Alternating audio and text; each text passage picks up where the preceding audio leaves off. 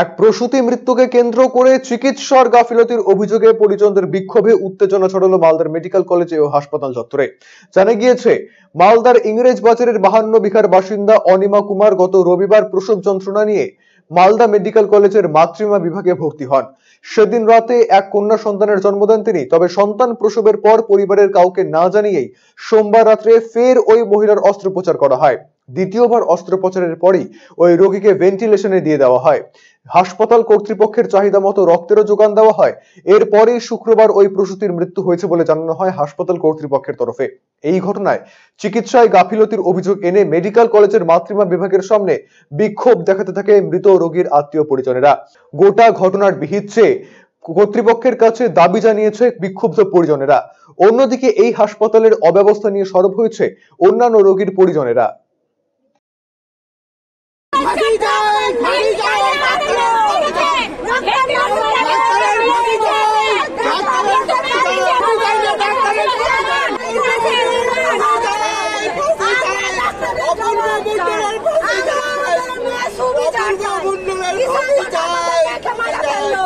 আমার অভিযোগ হচ্ছে, মানে প্রথমে তো উনি ডেলিভারি ছিল, ভর্তি করা হলো, সবকিছু ট্রিটমেন্ট ইয়ে ছিল, নর্মাল ছিল, ভর্তি করা হলো, সিজার হয়ে বাচ্চা খালাস হয়ে গেল।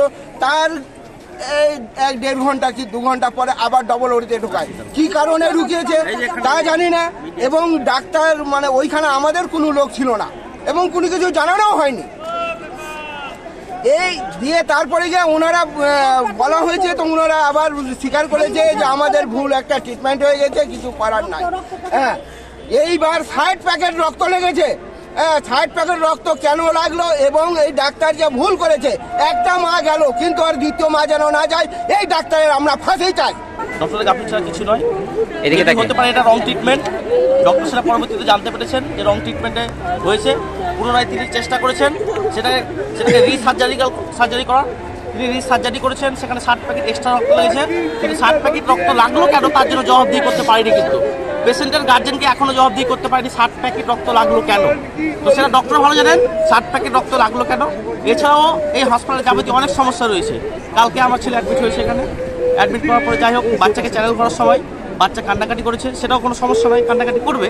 কান্নাকাটি করার নার্স যখন চ্যানেল করে, সেদিন চ্যানেল যখন করতে যায় তখন একটু সময় লেগেছে। নার্সের মুখ থেকে এরকম মন্তব্য আসবে কেন? এর আগে কোথায় ছিলেন? বললাম বেসরকারি ছিলাম। সরকারিতে কেন এলেন? টাকা শেষ বলে ব্যাংকের হাসি হাসছে নার্স। কেন ব্যাংকের হাসি হাসবে? আমরা সরকার আমাদেরকে সুবিধা দিচ্ছেন, আমরা সরকারের সুবিধা নেওয়ার জন্য এখানে আসছি। সব ট্রিটমেন্ট সব জায়গায় হয় না, সেটাও জানি আমরা। বেস্ট পাবো বলে এসেছি এখানে।